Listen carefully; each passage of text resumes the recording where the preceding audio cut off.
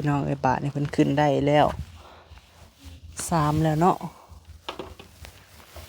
คำแล้วบาทนี่หักแทะบาทนี่แจ้งสว่างหุงคักพี่น้องเอ้ยงามงามบาทนี่หุงคักปัญญังโอ้อันนี้อันนั้นระบายอากาศช่องระบายอากาศหุงแล้วพี่น้องเอ้ยบาทนี่ว้าเสร็จสมบูรณ์พี่น้องเอ้ยคือว่าเขาโอนเงินให้เพิ่นได้เด้อพี่น้องเด้อนี่เนาะ7 ล้านเนาะให้7 ล้านเข้าแล้วบ่โดยครับโอนจ่ายพี่น้องเอ้ยนี่แหละเนาะ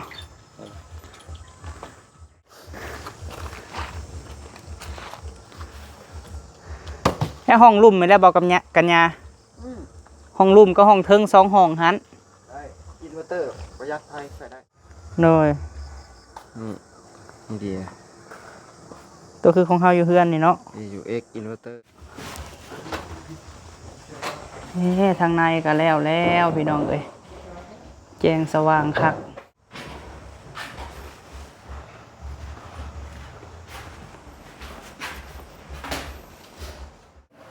แบบร้านของไทยเลยเขาใส่ทางประกอบสุดเลยจะเขาทาแม่เพิ่นก็มาแรงคันว่าบ่ได้ใส่ตัวนั้นแหละมีแต่13อัน13ตัวทางใช้ร้านประกอบบ่เรื่องเป็นงานเขาต้องใช้ร้านประกอบนี่เพิ่นว่าสิเอา2เพิ่นว่าเอา2เพิ่นว่า2ก้อนบ่แม่นเทิงก้อนบ่แม่นใส่ห้องเทิงอันนึงห้องลุ่มอันนึงว่าผู้มาอยู่กับผู้เดียวเด้ฮัลโหลเนี่ยห้องน้ำก็เรียบร้อยแล้วพี่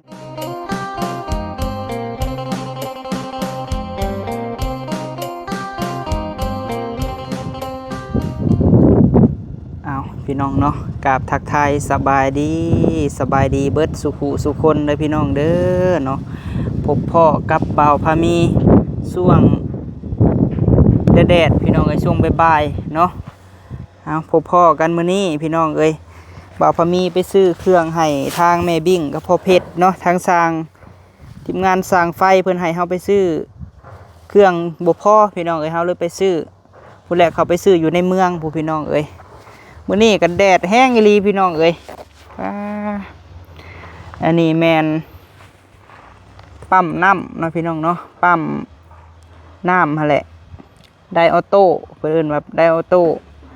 เพราะว่าซื้อแท่งแล้วต้องซื้อได้ออโต้พี่น้องเอ้ยได้ส่งเนาะแล้วก็เครื่องคองอีหยังต่างๆอะไรพี่น้องเอ้ยบ่พอมีก็ซื้อแนวกินแนวมาลุงพุ่งพั่วพี่น้องให้เพิ่นมัดให้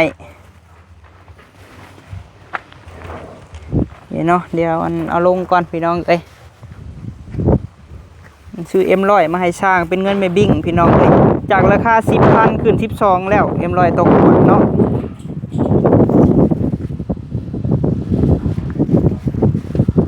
ไปซื้ออันนี้ให้สร้างอยู่ได้พี่น้องเอ้ย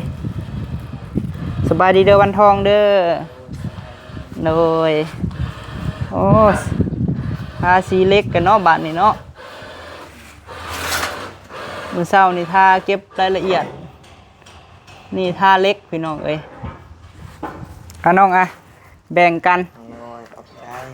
ทีมงานเจ้าจักคนมา2ทั้งเทิง2โดยงานทานซีพี่น้องเอ้ยท่านอยู่บ่สงกรานต์ในวันทอง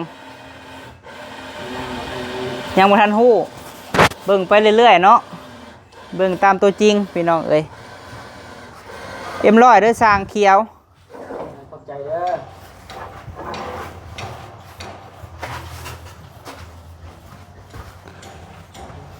เก็บรายละเอียดเล็ก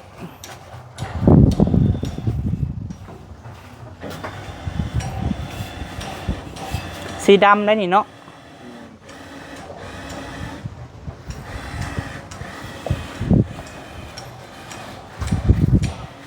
เดี๋ยวเอานี่ขึ้นไปให้สร้างก่อนพี่น้องเอ้ย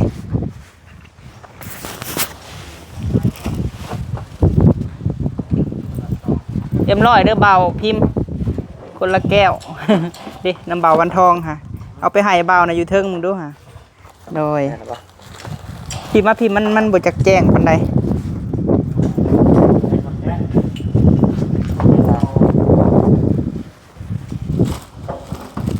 พิมพ์แกะเบิ่งก่อน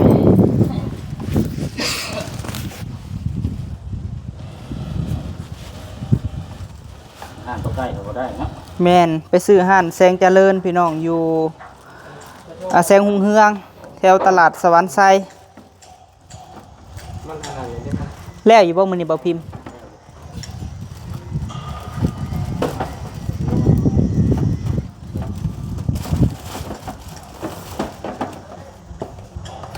ใช้ไข่เบิ่งดูเฮาก็บ่ฮู้ได้ว่าอีหยังเจ้าสั่งแล้วเฮาก็ซื้ออันนี้ดอกไฟเพราะว่ามื้อนั้นนะเฮาซื้อมาแต่ซองพี่น้องเอ้ย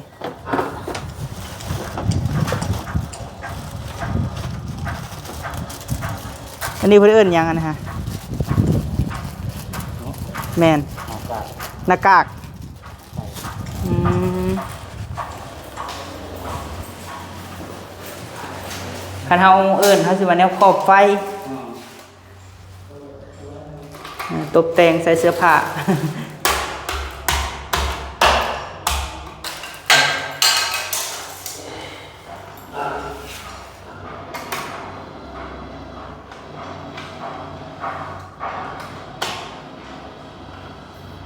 แม่นอยู่ป่ะ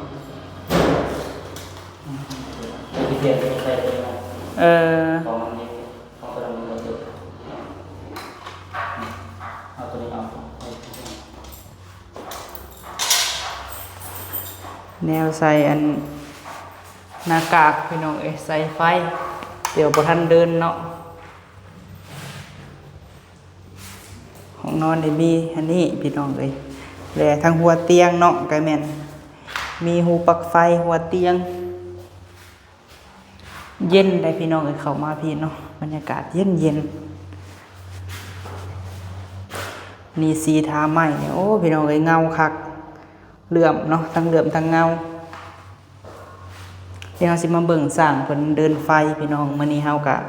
ไปเวียกให้แม่บิ่งคือเก่าเนาะไปสั่งเครื่องของมา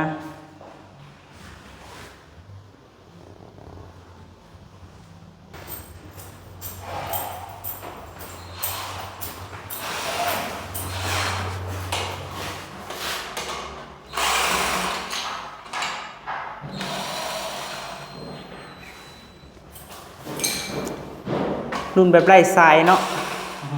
รุ่นไร้สายว่ะอันนี้ของเจ้าบ่ได้ใส่ไฟพี่น้องเลยรุ่นสากแบตเอา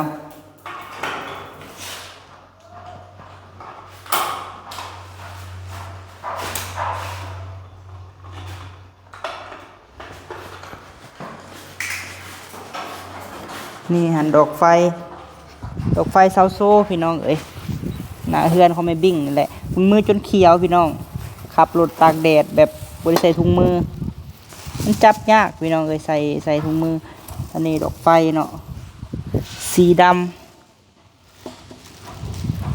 ำดอกไฟหน้าบ้าน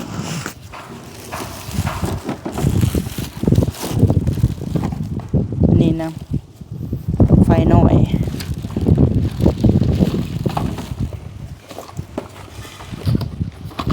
ที่เราซื้อมามื้อนี้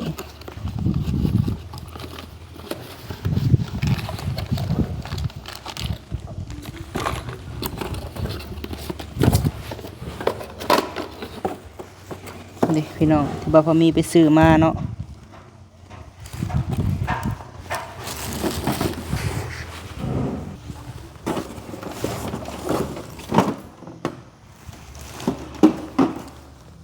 ตู้กันน้ำพลาสติกมีที่กันฝนเพิ่นว่าโอ้อันนี้พี่น้องเอ้ยมีได้สั่งเขียนรายการให้แล้วก็ไปซื้อเนาะนี่จะเพิ่นสิใส่อยู่ไสอันนี้เฮาก็มาเบิ่งน้ำเพิ่นพี่น้องเอ้ยอันนี้พี่น้องเอ้ยแห้งดันน้ำคงที่เพิ่นว่าสะอาดปลอดภัยไร้สนิมเบิ่งดูหาสร้างนี่ฮะ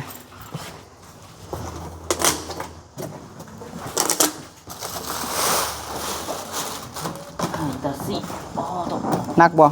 ยกอันนั้นขึ้นเลยยี่ห้อขายคืออันตู้เย็นเนาะรับประกันเครื่อง18 เดือนเพิ่นว่า รับประกันมอเตอร์10 ปีเหมือนกันเนาะอันนี้คือปั๊มน้ำพี่น้องเอ้ยนี่แต่เพิ่นบ่ทันใส่ก็สิเอาเข้าไว้เฮือนตุคำก่อนนี่คือสิบ่ดนดอกพี่น้องเอ้ยเพราะว่าเฮาซื้อแท่งน้ำมาแล้วก็ทั้งเทิงก็แล้วเนาะ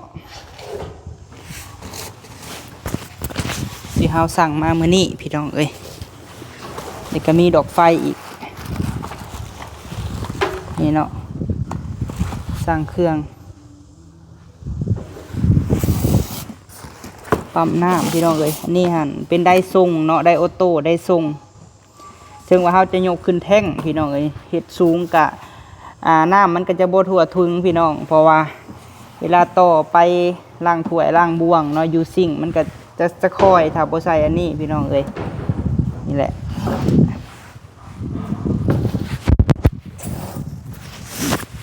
เพื่อนบ่พอมีใส่อันนี้พี่น้องเอ้ยอันนี้บินซื้อเครื่องเด้อพี่น้องนี่เนาะ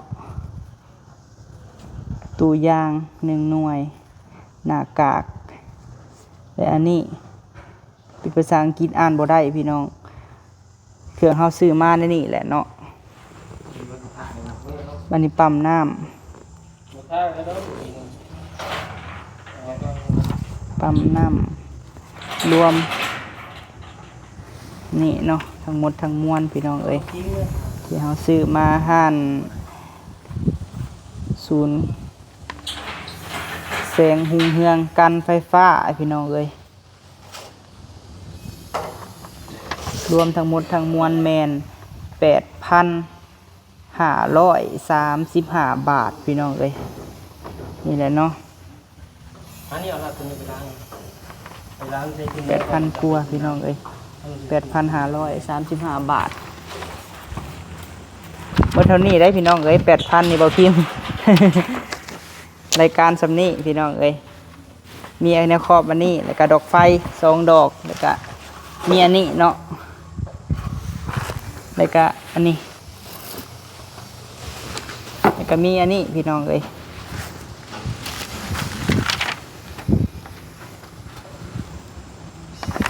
พี่น้องเอ้ยเดี๋ยวให้สร้างเพิ่นเฮ็ดเวียกของเพิ่นเนาะเดี๋ยวบัดเพิ่นสิเมื่อเฮาจังสิเก็บไว้ฝากเพิ่นตู้ค้ำก็ได้พี่น้องเอ้ยไปเข้าไปเบิ่งสร้างนำกันก่อนบ่สิแล้วมื้อนี้ได้นี่เนาะเพิ่นว่าเอาเข้ามาคือเก่าเด้อพี่น้องเอ้ย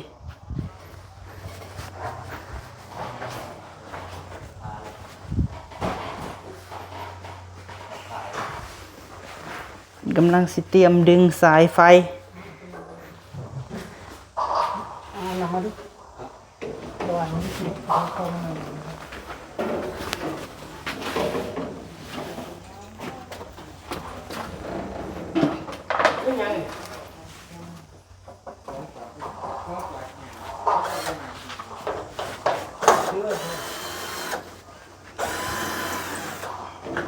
ใส่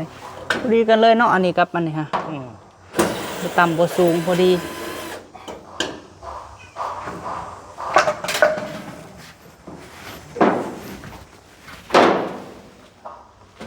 บ้างหมดเลยนะได้บ้างขึ้นใหม่แล้วงัดยากเลยบ้างขึ้น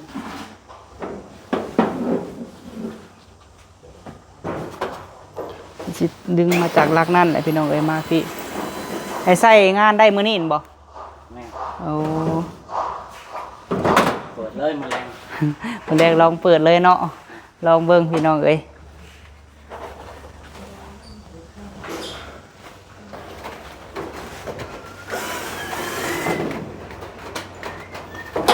ว้าแดดเลยอรุสิ่งดังเนาะคุบเกียบอยู่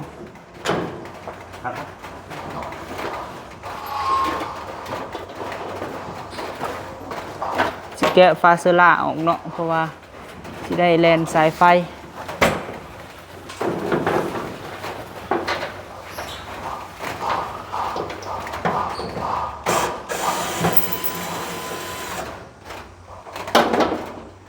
เอาเดี๋ยวเราไปเบิ่งบัดเพิ่นอนาคุณเลยพี่น้องเอ้ยบัดเพิ่นดึงสายไฟมาพุ่นแหละเนาะบ่พอมีอันหยุดคลิปไปก่อน เอาเนาะพี่น้องเนาะเปิดภาพมาอีกรอบพี่น้องเลยหลังจากหยุดกล้องไว้ไปซื้อทรายอันนี้30 เมตรพี่น้องเอ้ยแดนซื้อเครื่องให้สร้างมารอบหนึ่งเลยอันนี้หันเป็นทรายโยมเนาะพี่น้องเนาะของแท้เลยเม็ดหนึ่ง17,000พี่น้องเอ้ย30 เมตร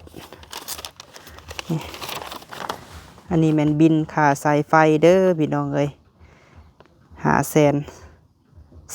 กีบเนาะซื้อมาให้สร้างเพื่อนสิปิดงานมื้อนี้พี่น้องเอ้ย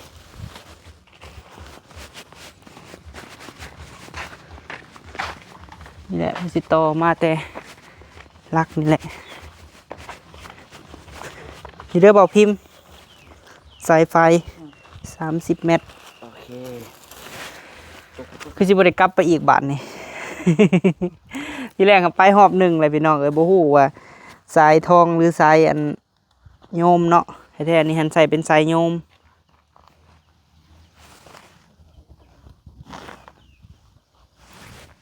มาบัดนี้สร้างปูนเฮาเมื่อแล้วบัดนี้หิดช่อยม้อยทีมงานสร้างวันทองนี่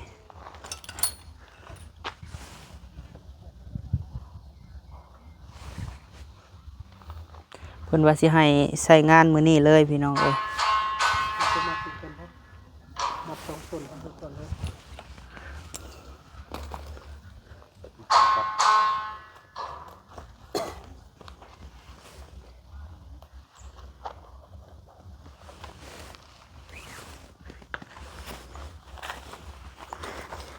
ต่อซื้อมาบริเวณนี้พี่น้องดิ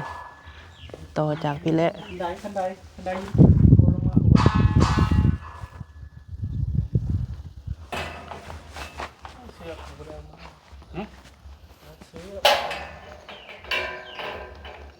เดี๋ยวเชือกในทง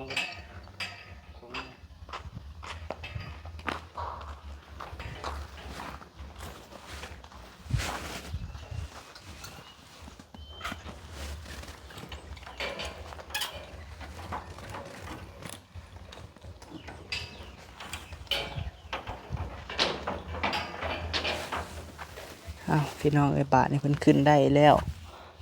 3แล้วเนาะคำแล้วบาทนี่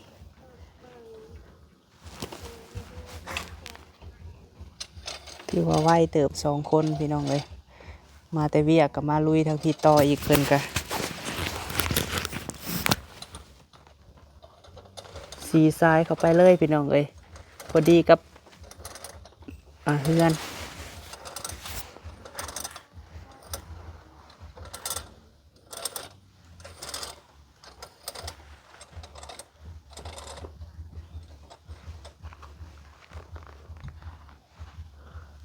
สีทรายเข้าไป ดีปะเดี๋ยวเป็นงานเถอะ อ้าวพี่น้องเอ้ยได้แล้วบาทนี่เอาไปมีก็ยุดไปยุดมาอยู่พี่น้องเอ้ยกล้องกันเนาะอยากให้เห็นทุกขั้นตอนพี่น้องเอ้ยขั้นที่ถ่ายยาวลวดเลยผัดยาวโพดคลิปกะเอาเห็นไปทีละขั้นตอนพี่น้องเอ้ยตอนเน่งไฟเขาเฮือนคอมเมบิ้งเนาะบาทนี่หุงขับเปิดบาทนี่เนาะโอ้แจ้งแล้วพี่น้องเอ้ยเฮือนซานเมบิ้งใครสั่งไปเปิดลองมึงดูแต่ละห้องนี่เปิดเลยบ่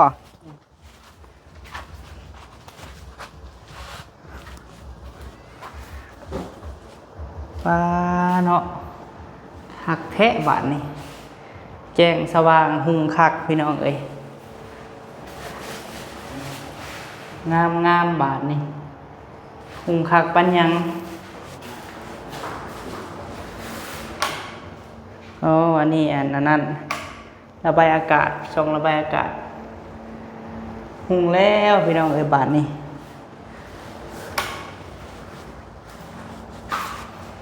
อันนี้ห้องน้ำกับหุงคักพี่น้องเอ้ย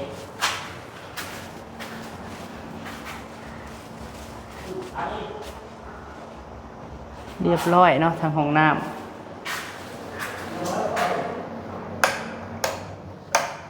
โอ้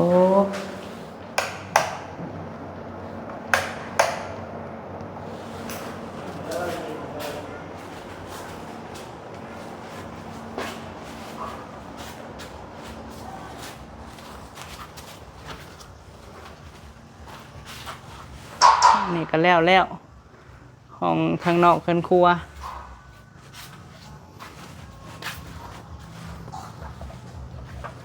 คือว่าพร้อมใช้งานเนาะเรียบร้อยเอา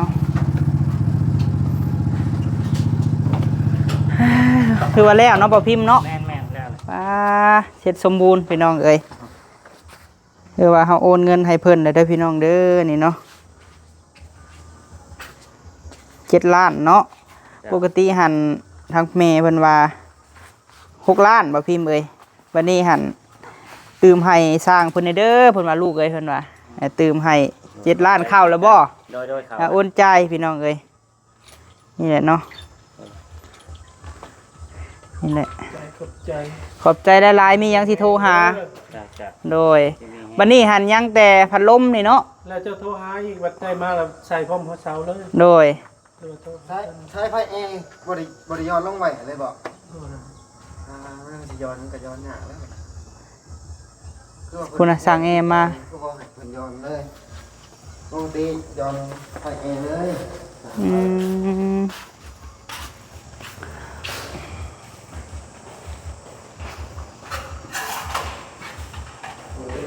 ไฟย้อนเลยไฟแอร์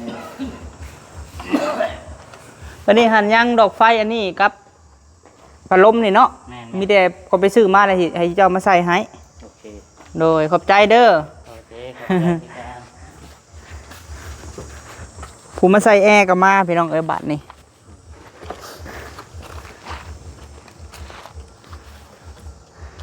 แค่ห้องลุ่มไม่ได้บอกกับเนี่ยกัญญาห้องลุ่มก็ห้องเทิง2 ห้องหัน ได้อินเวอร์เตอร์ประหยัดไฟใส่ได้หมอแป้งเพิ่นก็ลง ให้หาเบิ่งดูตัวจะส่งให้เฮานะตัวจะส่งให้เฮานะ ดูได้ อันแอร์หั่นแหละนี่ถ่ายให้แม่เพิ่นเบิ่ง มีหลายแบบให้เลือกเนาะเอาของเจ้าเลยเนาะ เจ้าเล็งแซงขึ้นสุดแล้วบ่ ไม่สิครับแล้ว อืม มีรุ่นนี้มีเดีย โดย นี่มีเดีย ตัวคือของเฮาอยู่เฮือนนี่เนาะ AUX อินเวอร์เตอร์ เลือกอินเวอร์เตอร์ ซัมซุงอินเวอร์เตอร์มี3แบบให้เลือก อืมสมมุติว่าคันแม่เพิ่นเอา3หน่วยในรุ่นให้ได้เท่าใด รถโยถ้ามันต้องเลือกยี่ห้อก่อนว่า ยี่ห้อคือของเฮาหั่นแหละ ของเจ้าบ่ ประหยัดไฟ แม่นประหยัดไฟปกติได้เขากับ4 3,500รุ่นสุดๆเลยบ่ 3หน่วยกับรถโย รถอยู่ เอา13ก็ได้ไหม 13 รถไฟเครื่องละ500 และหันมาเบิ่ง3ห้องนี่ ให้คุณดูท่านปะ ไปจักหน่อยเขาสิเก็บไว้บ่พิมพ์เอ้ยบัดเขาเมื่อนำลังเขาสิเก็บไว้เครื่องของ แรงงานเนาะสวนเป็นเฮ็ดบ้านสวนบ่นี่ แมน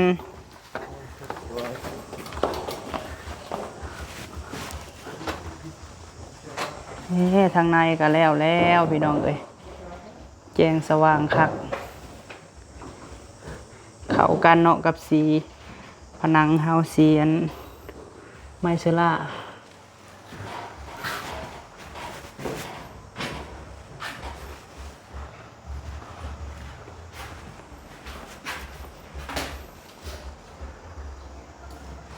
ก็มี โดย 13,500เลยสีแถมพาขอบล่างให้เลยเฮ็ดแบบงานเลย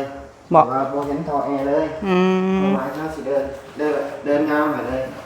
แบบร้านของไทยเลยเขาใส่ทางขอบสุดเลย จะเข้าทามแม่เพิ่นก็มาแรงคันว่าบ่ได้ใส่ตัวนั้นแหละมีแต่13อัน10 13ตัว อืม ถ้าใช้ร้านพาขอบบ่เดินเป็นงามเขาต้องใช้ร้านพาขอบต้องหอมเฮียงกันมาแบบนี้เลยติดคาเดียวกันมาแบบนี้ไปแล้วอย่างนี้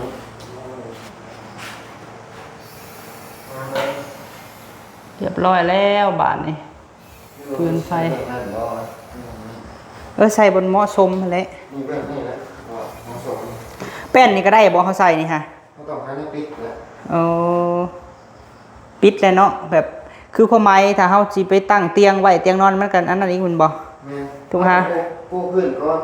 กูผ่าพรมมีหยังก็ได้เนาะ ความเย็น เออ เก็บความเย็น เย็นคักได้นี่เนาะของทำนี่ฮะ เย็นครับยังน้ำครับน้ำเลย แล้วได้พี่น้องเอ้ยหากันแล้วใหม่ๆเลยจักหน่อย4-5ปิดเอาไว้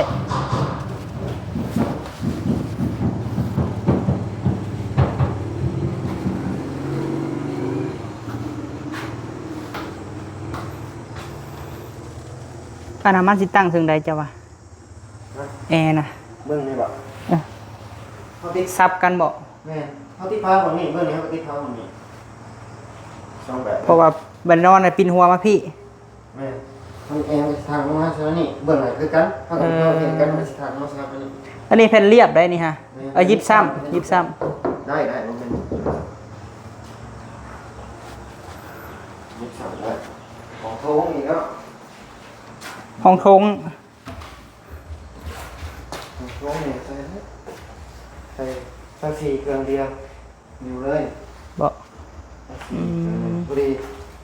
ยับเลย เดี๋ยวถ้าถามแม่เพิ่นก่อนนะเพิ่นสิคันเป็นไปได้หั่นเพิ่นว่าเอาคืนนี้เพิ่นว่าสิเอา2เพิ่นว่าเอา2เพิ่นว่า สองก้อนบอก แม่น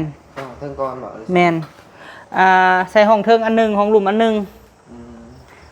ว่าผู้มาอยู่กับผู้เดียวเด้ ฮัลโหล เนี่ยห้องน้ำก็เรียบร้อยแล้วพี่น้อง กูมาลงเดี๋ยวแล้ว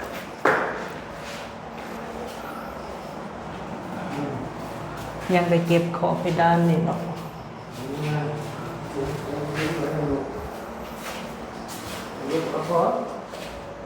ห้องน้ำนี่ดอกเดียวพี่น้องแจ้งสว่างคักของน้ำของใน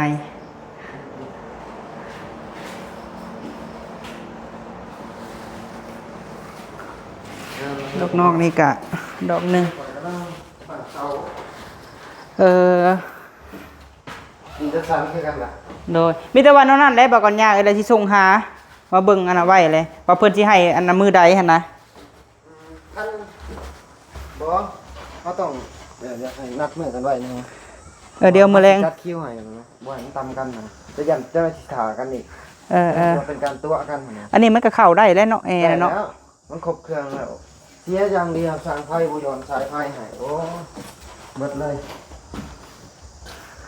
จุดบอดตอนเดียว เฮ็ดจังได๋สะบัดนี่ฮะ ขึ้นได้อยู่เนาะเป็นใหม่ก็ที่เพิ่ง บ่เล็กเด้ โอ้นี่แหละจุดบอดของสั่งไฟปกติเพิ่นว่าสิใส่แอร์เขาต้องโถของลูกน้อยเพิ่นเนี่ยเมื่ออื่นจะว่าอะไรจะถามเพิ่นนี่เด้อเพิ่นเนี่ยแบบนี้ เออ เดี๋ยวสิใส่แอร์ก่อนเลย คุม แอร์เลย มันสิถามว่าจังได๋ก็ถามเพิ่นนะ ถามว่าลูกสกิทแต่ละห้องนี่ของห้องไว้แน่นี่นะ โอ้ ตัวนี้วางว่าท่านวางไว้ สร้างไฟเพิ่นซับสีอันนี้ได้ซะ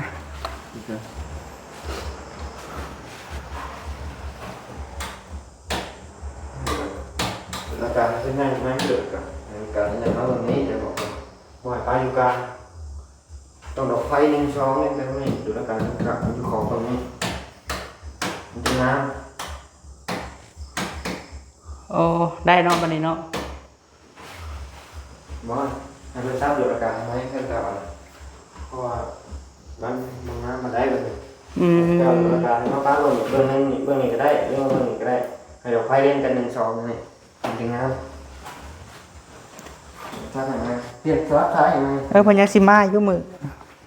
ให้ซื้อพัดลมมาอยู่ นี่ไม่ใช่ที่เรื่องนี้ก็ได้ดิ ดู Ừ. อากาศที่เพื่อนมันดูอากาศดอกไฟมันต้องเย็นกันจริงนะ นี่ดูอากาศอยู่กลางเนาะ บอกว่าดูอากาศที่คอ อืม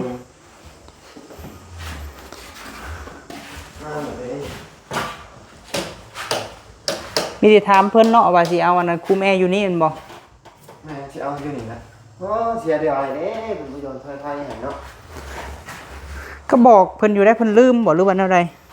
ว่าสิใส่แอร์ฮะ ปกติตรงใช่เพิ่นแล้ว บ่ได้สิเจ้าขึ้นก็ได้อยู่เนาะ มันเป็นโครงกีฬาโครงอะไรโอ้ยยังเนาะ ขึ้นไว้กับห้างแล้วก็จะเป็นแล้วผมไปจงอ่ะก็ ได้ดอก มีแต่ชุดเจ้าและขึ้นอันย้อนได้อยู่เนาะบ่มีปัญหาหยังดอกเนาะมีแต่มือแรงแล้วเพราะว่ามือแรงนี่หันเพิ่นจะตื่นนอนหั่นนะเพิ่นอยู่อเมริกาว่าแนวใดก็สิให้มาข่าวให้เลย เพิ่นมาอยู่เองเจ้าอยู่ก่อน เพิ่นหั่นแหละอยู่ลูกหลานเพิ่นนั่นแหละลุงค่อยอยู่กับเบิ่งไปนำลาวหั่นแหละเบิ่งให้เพิ่น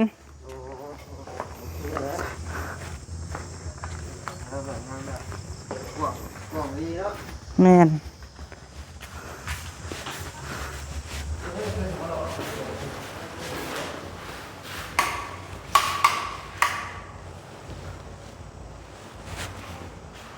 นี่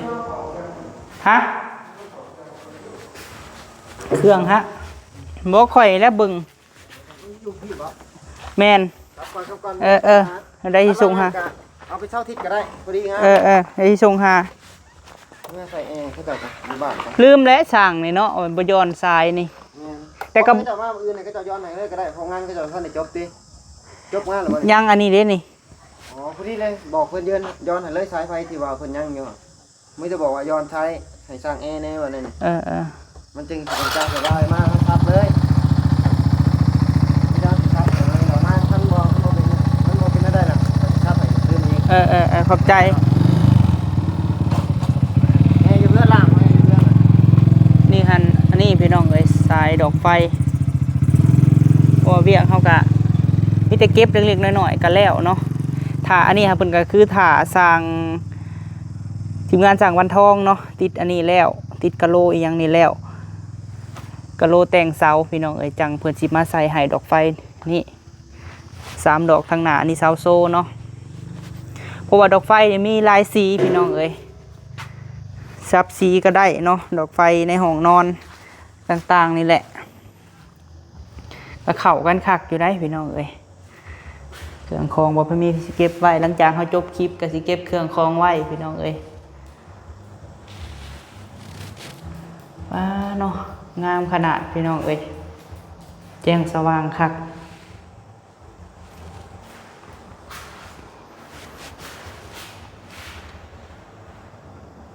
คักกะลีพี่น้องเอ้ยโซนห้องน้ำห้องในนี่แห้งสว่างเนาะเพราะว่าสิปิดก่อนพี่น้องเอ้ย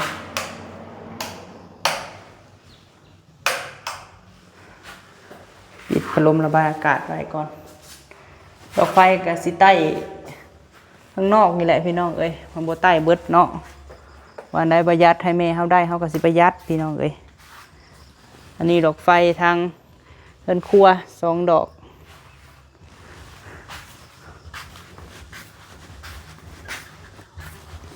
สร้างแอร์เพิ่นมาเบิ่งพี่น้องเอ้ยสิถามแม่บิ่งก่อนว่าเพิ่นสิให้มาเข้าให้มือใดต้องได้จองคิวไว้เนาะเพราะว่าเพิ่นก็มีบ่อนไปพี่น้องเอ้ย 13,000 หน่วยหนึ่ง 13,000 หรือว่า 13,000 พี่น้องเอ้ยแต่บ่พอมีบ่ทันไต้ดอกเทิงพี่น้องเอ้ยจังหน่อยจังสิไต้ดอกกะลางนี่หุ่งแล้วทั้งห้องโถงนี่มีดอกหนึ่งทั้งลุมทั้งเทิงแน่ดอกหนึ่งพี่น้องเอ้ยเดี๋ยวเบิ่งใหม่อีกก่อนเนาะ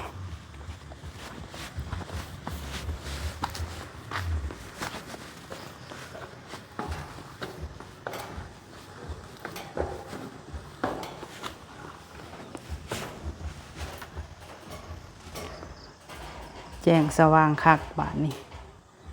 หุ่งงามพี่น้องเอ้ยเข้ากันกับฟ้าไม้เชื้อราเนาะแต่ห้องโถงนะครับบริไซพี่น้องเอ้ยแอร์เนาะเพราะว่าถ้าใส่ก็ต้องปูก่อนปูพื้นนี่หายังก็ได้เนาะพี่น้องเนาะเป็นผ้าพรมมียังก็ได้แต่ว่าอันนี้หั่นเขามีเพดานแล้วสร้างแอร์พุ่นก็ต้องปูเพิ่มอีกเนาะพี่น้องตรงว่าผ้าพรมมียังก็ได้ยันแอร์มันรอดออกพี่น้องเรียบร้อยพี่น้องเอ้ยหุงคักบาดนี้เดี๋ยวหาเก็บไว้แถวนี้ก่อนทำความสะอาดเดี๋ยวสิเมื่อเนาะเก็บไว้เครื่องคล้องนี่แหละพี่น้องเอ้ยหุงแล้วหน้าบ้านดอกหนึ่ง อื่นสร้างไฟเพิ่นก็ยังสิมาเก็บงานเล็กๆน้อยๆแหละพี่น้องเอ้ยเพราะว่าตอนนี้มันก็แล้วเบิดแล้วยังแต่มาใส่ดอกไฟเสาโซ่แต่ว่าต้องถ่าสร้างติดแต่งเสาแล้วพี่น้องเอ้ยเพิ่นก็จังสิมาเนาะโดยไปถือว่าเฮากระจายเรียบร้อยพี่น้องเอ้ยเงินสร้างค่าไฟเนาะทั้งหมดทั้งมวลแม่น7 ล้านเลยพี่น้องเด้อเนาะปกติก็6 ล้านแล้วก็ตื่มให้เพิ่นอีกล้านหนึ่งเป็น7 ล้านพี่น้องเอ้ยตั้งว่าอยากให้เพิ่นเนาะทางแม่เพิ่นว่าให้เพิ่นนี่เด้อลูกเอ้ยเพิ่นว่าเห็นสมมาพาควรเพิ่นก็เฮ็ดให้คักพี่น้องเอ้ยแล่นลายมือเติบโดยไปซึ่งในคลิปนี้บ่พอมีขอบุญขอบคุณเด้อพ่อกับแม่เนาะที่อยู่ทางต่างประเทศพุ่นแหละที่มาไว้วางใจลูกเป็นสะพานบุญให้เนาะเบิ่งเวียกเบิ่งงานให้บ่พอมีก็สิเก็บเครื่องของไว้ในห้องก่อนพี่น้องเอ้ยแล้วจังสิเอาคลิปลงเนาะขอบคุญขอบคุณเบิร์ดทุกท่านได้พี่น้องเด้อเนาะสำหรับคลิปนี้ไปแล้วพี่น้องเอ้ยกล่าวคำว่าสบายดี